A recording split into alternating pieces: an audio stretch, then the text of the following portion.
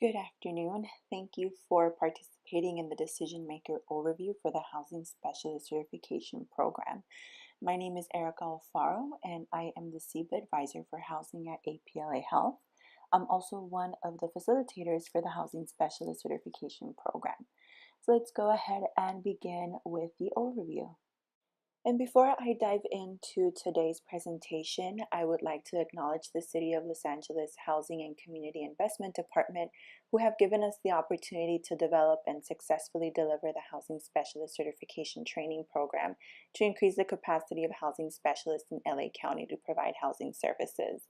And we wouldn't have done this without the help of Rebecca Ronquillo and Maisha Hunter, and of course APLA Health, who developed the curriculum and facilitates the training. Let's review the agenda that we have planned for today. I'll be going over a few things. One is the purpose of the overview and what we're trying to achieve, some of the benefits of the Housing Specialist Certification Program and challenges that have been encountered as the program was rolled out. I'll also share some details regarding the certification program, what is covered during the course of the program, and attendance requirements. I'll also be sharing with you some of the data we have gathered from the last 6 trainings we've been able to deliver. I do want to note that we have delivered 7 trainings, but we're still analyzing the data from the 7th training, so that won't be reflected in this overview. And lastly, we'll talk about next steps and planned activities for this year to further support the work of housing specialists in LA County. The purpose for today's webinar is to introduce the development team, increase decision makers' understanding of the certification program, and identify benefits for the organization. Our goal is to increase support for housing specialists to provide quality housing services for people living with HIV or AIDS. The individuals involved in the Housing Specialist Certification Program include Jeff Bailey, the Director of HIV Access here at APLA Health, my supervisor, Dr. Miguel Chion, Associate Director of HIV Access and CEBA Programs, myself, Erica Alfaro, the CEBA Advisor for Housing, and Erica Roca, who's the CEBA Resource Development Manager for our Capacity Building Program. The Housing Specialist Certification Program was proposed based on the years of experience that APLA Health has had in providing housing services in LA County. Bill Brown, who works here at APLA, has been able to implement a very successful model in terms of providing housing services in a more holistic manner to ensure housing stability for our clients. In addition to that, our capacity building program has been providing capacity building at a national level for more than 13 years. We have successfully developed a capacity building framework, which I'll refer to later in this presentation, as well as develop resources to build the capacity of HIV prevention and HIV service providers that are also applicable to the work done by housing specialists. In the area of capacity building, we have created, among others, resources that are relevant to the work we'll be doing in the certification program. Here are some of the expertise of our program that have been relevant to the work we have been doing in the Housing Specialist Certification Program. The first one we see here is housing services. We, in collaboration with another CEBA provider, developed the National HIV Navigation Services Training for the CDC. Our 101 core competency supplements that motivational interviewing techniques training. Our mental health and substance use screener is a great workshop to build the capacity of non-mental health providers to work and screen with clients who may exhibit mental health or substance use challenges to ensure proper referrals are made. And finally, we also have a workshop focused on social networks. This is just a sample of the products and expertise we have.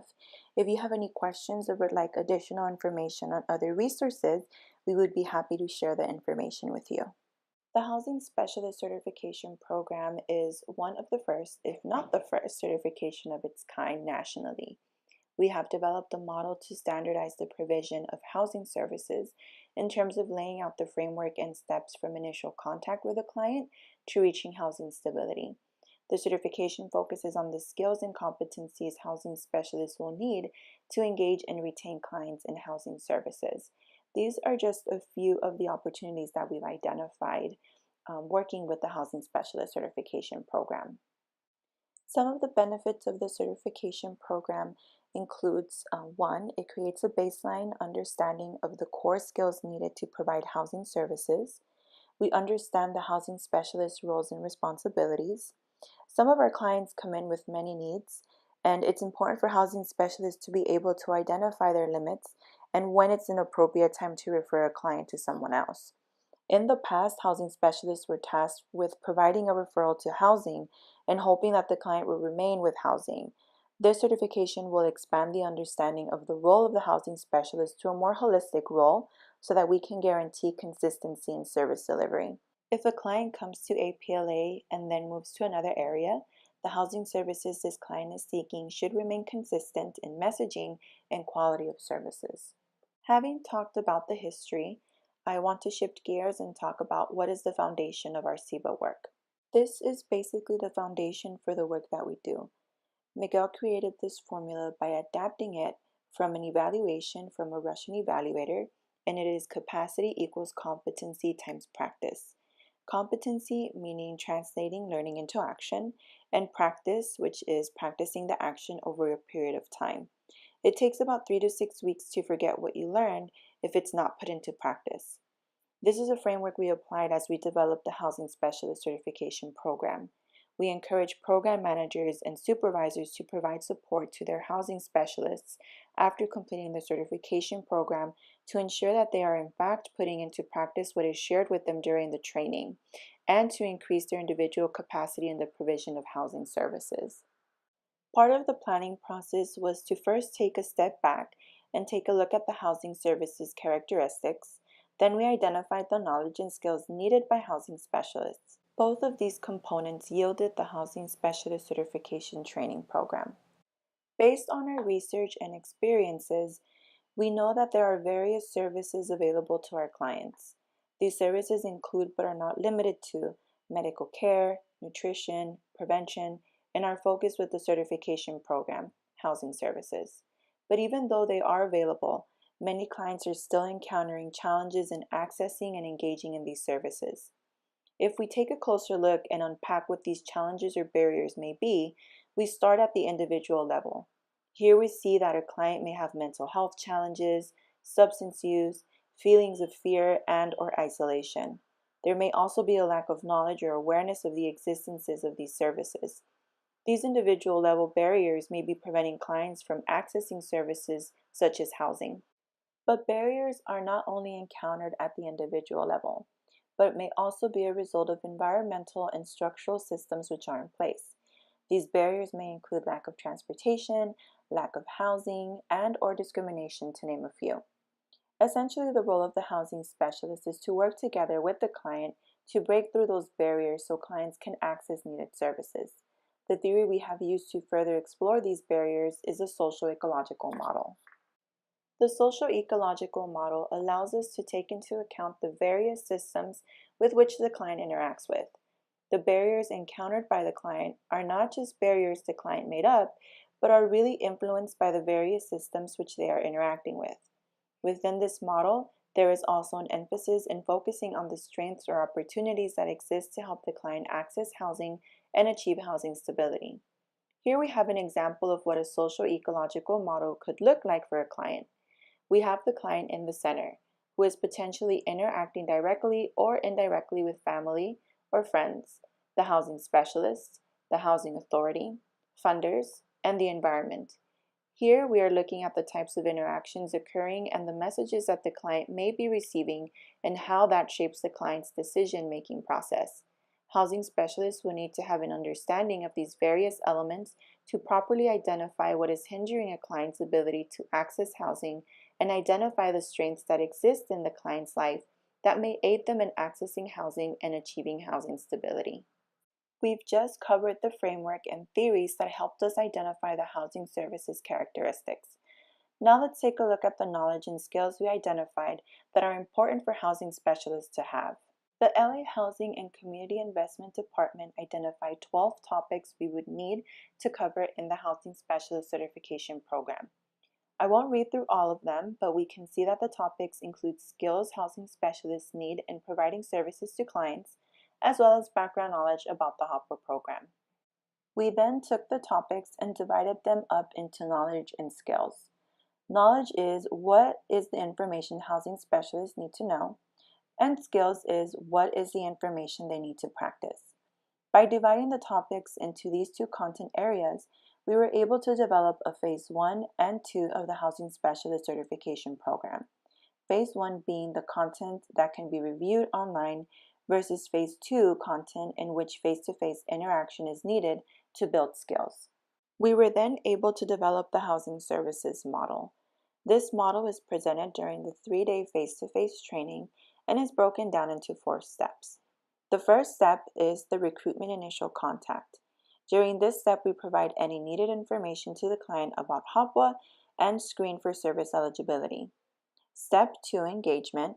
We discuss the importance of establishing expectations and agreements and assessing and resolving any barriers the client may have to working with the housing specialist. By taking the time to engage the client in housing services, we can work in increasing the likelihood of client retention when we move to the provision of housing services. Step 3 is the provision of housing services. This is where a lot of the work is done by the housing specialist in conducting the intake and assessment and working together with the client on the housing plan. Step 4 is closing the case. From the implementation perspective, we discuss the final assessment, looking closely to see if 2 goals were achieved: housing stability and self-sufficiency. When we look at self-sufficiency, we are looking to see if the client can identify barriers, plan to resolve them, and implement a plan to resolving them while being able to access resources necessary to support their plan. We also discuss what closing the case can potentially look like and the different circumstances in which a case would be closed. Each agency may already have directives from their funder in terms of when a case can be closed, and we are not saying otherwise. The way in which we discuss closing the case is from implementation and the housing certification program perspective. Now let's take a look at the Housing Specialist Certification Training Program. We have been using a mixed methods approach to delivering the Housing Specialist Certification Training Program. The program is divided into 2 phases. The first phase is Housing Specialist 101. This is an online self-paced pre-course. Through a series of modules and assessments, housing specialists gain some of the foundational knowledge before attending the face-to-face training. In order for housing specialists to be invited to Phase 2 of the Housing Specialist Certification Training Program, they are expected to achieve an 80% or above on the module assessments. Housing specialists have 1 week to complete the first phase and are able to retake the module assessments until they reach a satisfactory score.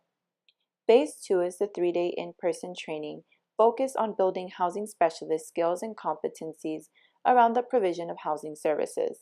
There is a pre- and post-test administered, and a passing score of 80% is required to successfully complete the Housing Specialist Certification Training Program. If participants do not achieve an 80% or better on the post-test, they will be invited to attend another face-to-face training. Thus far, the training has been very well received, and we will now share with you some of the evaluation data we have been able to gather from the Housing Specialist Certification trainings that have been delivered. This slide shows the process of the Housing Specialist Certification Program. The first step of the process is HCI-DLA identifying agencies who will participate. The second step is a Decision Maker Program overview, which is this webinar. Following the webinar is the registration process, which begins with the letter of agreement and coordinating with me on who will be participating. Participants who register begin with Phase 1, which is Housing Specialist 101 online pre-course. If they achieve an 80% or above on the modules, they are invited to the face-to-face training. If they do not achieve a passing score, they are invited to participate in a future training. As I mentioned earlier, participants take a pre- and post-test in the face-to-face training, where a passing score of an 80% or above is required to complete the certification program. If a participant does not achieve a passing score, they are invited to participate in another face-to-face training. They are not required to retake the online course. Today, we will be sharing with you some of the data we have collected from the trainings that we've completed. We're very pleased with the data. Overall, the information has been very well received from the participants. We have facilitated 7 housing specialist certification trainings, including 7 online courses, and over 60 housing specialists have completed the program. I'd like to briefly explain how we collect information to gather and analyze the results. We use various tools which include the online pre-course assessments and in-person training pre- and post-tests, which participants are required to achieve an 80% or above to pass. These assessments and the pre- and post-test gauges participants' knowledge of the material and helps us measure if there was an increase in knowledge. A tool that we use to measure participant satisfaction with the training is a training evaluation form. In addition, at the end of each in-person training day, we ask other members of the SEBA team to conduct a Delta Plus activity, which gives participants the opportunity to share what they have enjoyed from the training, what they feel would help improve it, as well as provide some feedback of the facilitators. In addition, we are conducting 3-month follow-ups using an online survey to see if housing specialists who have completed the training are using the skills they learned, and also to identify any other areas of professional development. Now we'll begin looking at some of the data. As I mentioned earlier, we will only be looking at data from 6 of the 7 trainings, as we are still analyzing some of the information that we've gathered from the 7th training. The results that we're seeing here are from the training evaluation tool. Overall, we're very pleased with participant satisfaction. We can see that overall, about 95% of participants felt the training was good or very good. We can also see that the tool measures how participants feel about the content, facilitation, and activities and exercises. The results show across the board about 95% of participants felt each component was good or very good. These are some comments that participants included in the training evaluation form. We didn't only want to show you all numbers in this webinar, so we included some of the feedback that we have received from participants.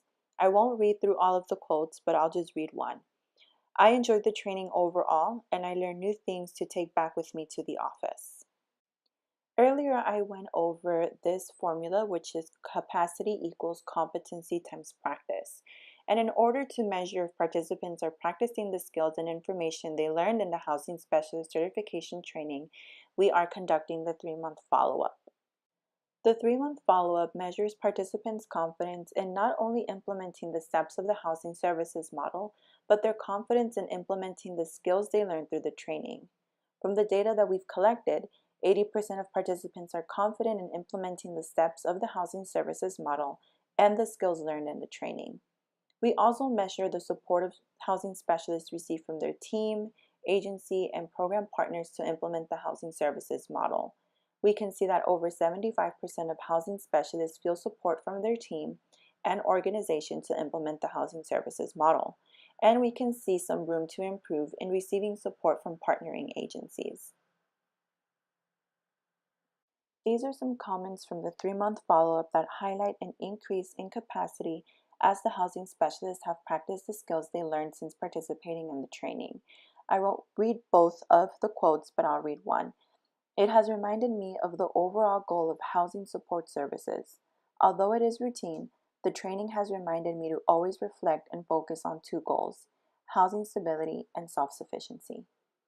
Housing specialists wear many hats while working with clients and need certain skills to play those roles. To support housing specialists in continuing to build on their competencies and skills, we ask them to identify some professional development needs.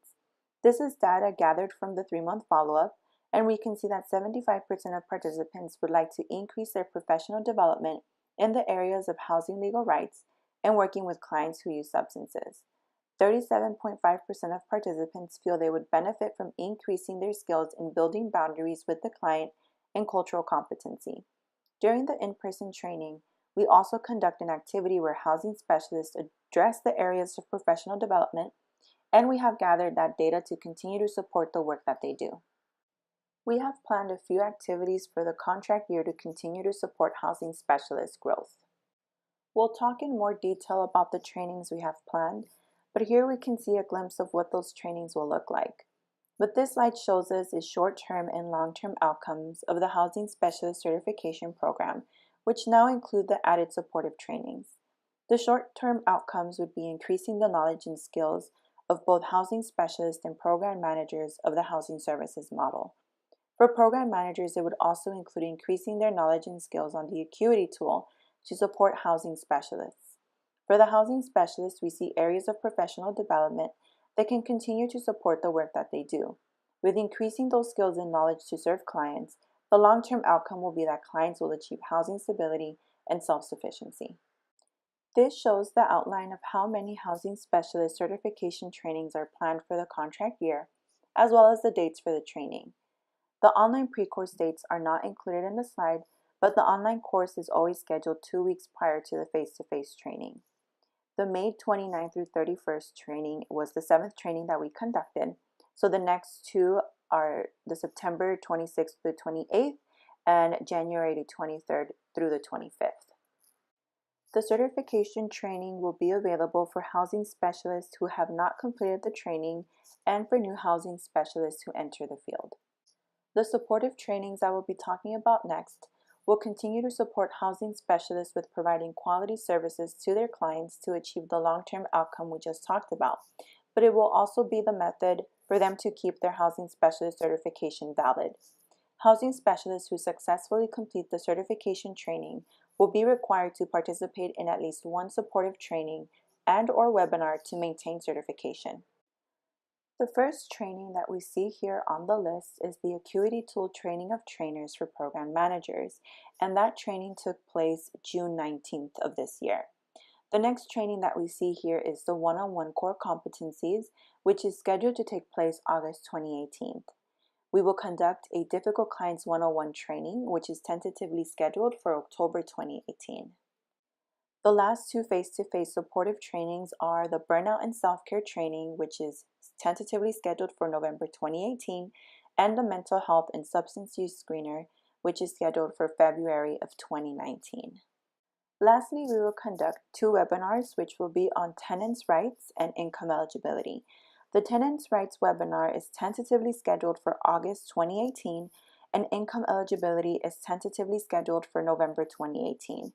Dates for the trainings may be subject to change. However, we will inform program managers of dates if any changes do occur.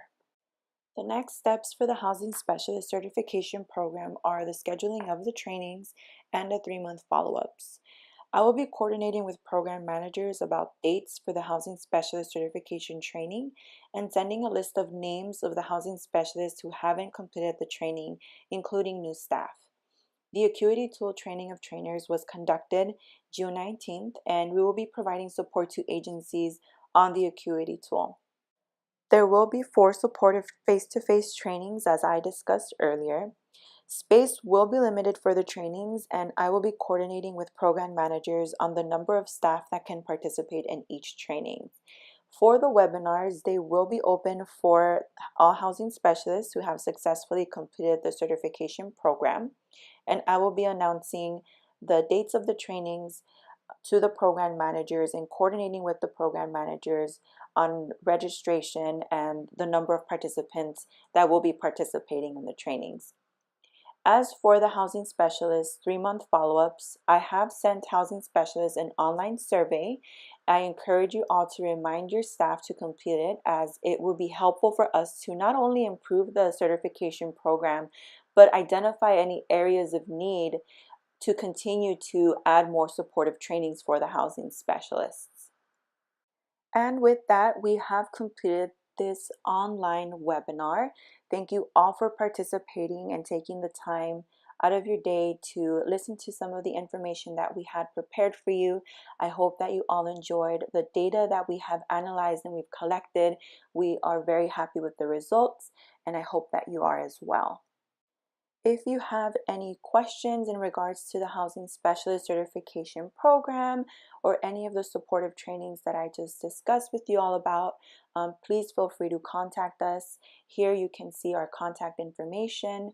Again, I am Erica Alfaro. I am the one that coordinates with all of you and sends you and bombards you with so many emails. So I'm sure you all have my email, but you will see Erica Roca's email and phone number, and Miguel Chion's phone number and email. And with that, that concludes today's webinar. Thank you all and have a wonderful day.